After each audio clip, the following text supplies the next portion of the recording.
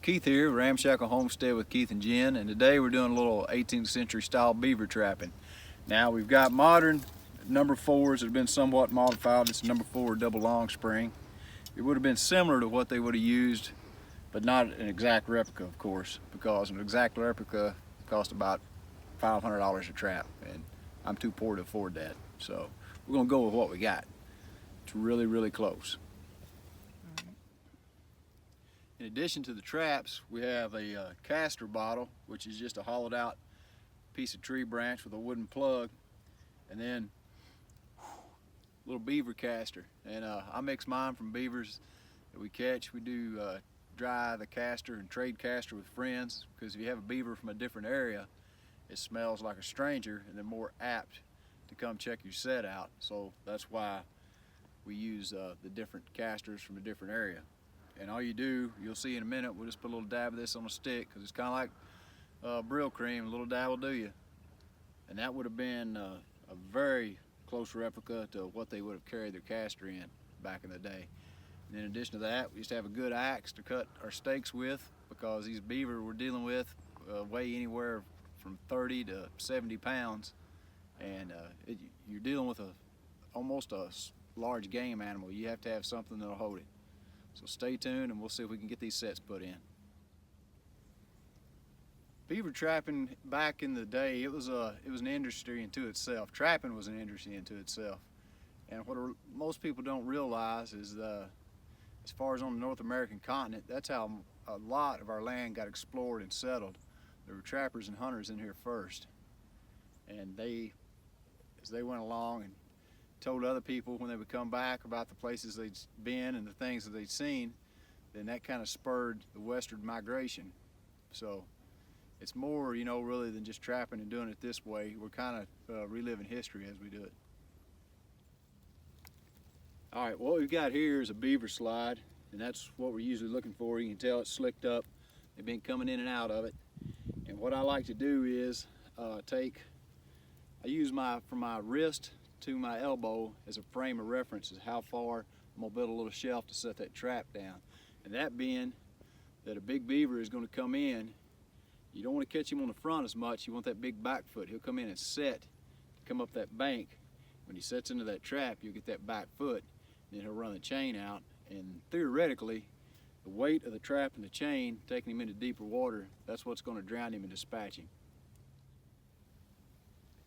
It's the second week of December, and I tell you what is historically accurate: the fact that I don't have any rubber footwear on, such as chest waders, hip waders, and this water is cold. Woo, and deep. But this is what I'm looking for. I'm looking for this good drop off so I can get out and get drowned. So I was telling you, we're dealing with a pretty big animal, so I'm using a pretty big stake I cut.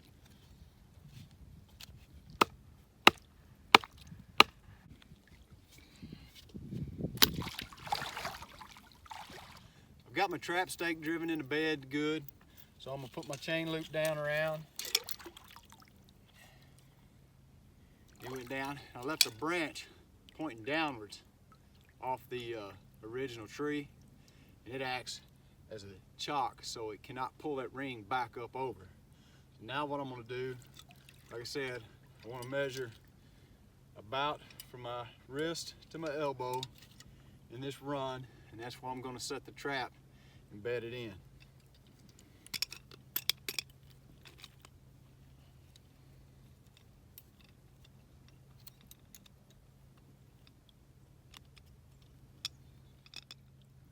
All right, so my trap's ready to set. I built my bed underneath the water, and I'm gonna set it in and set it offset just a little bit to the trail. That way, you're not catching them in the middle. Catch that belly, you're gonna get a foot. And then now what I'm gonna do is take some of these small sticks, do what we call guide sticks, and just kind of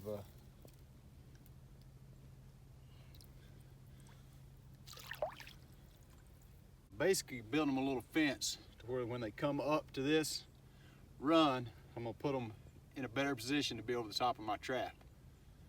And that will improve my odds at a catch. All right, so now we've got our caster bottle, and all I've got is just a little bitty twig. I'll break a little bit of it off, Just get enough on it where it kind of coats it. And that's about all there is to it.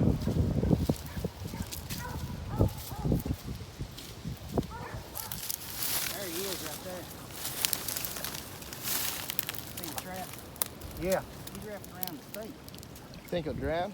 He was up here a while ago. You sure it's the same one? It may not be the same one I then. don't believe it is. See him right there? All right, you ready? Right at him.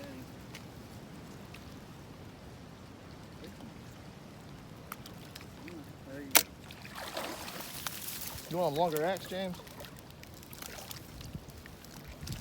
There you go.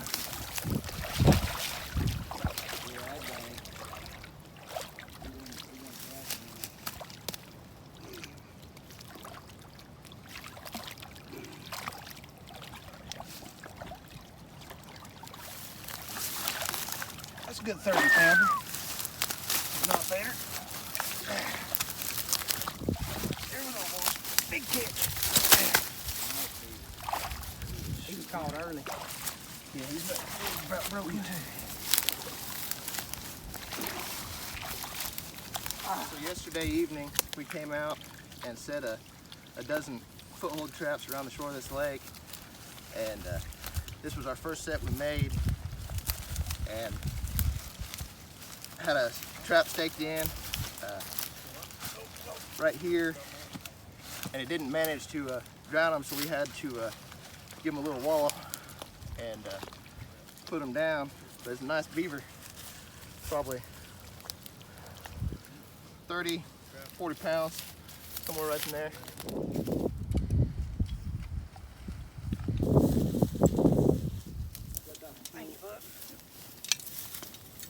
That's a no-go. Neither did I.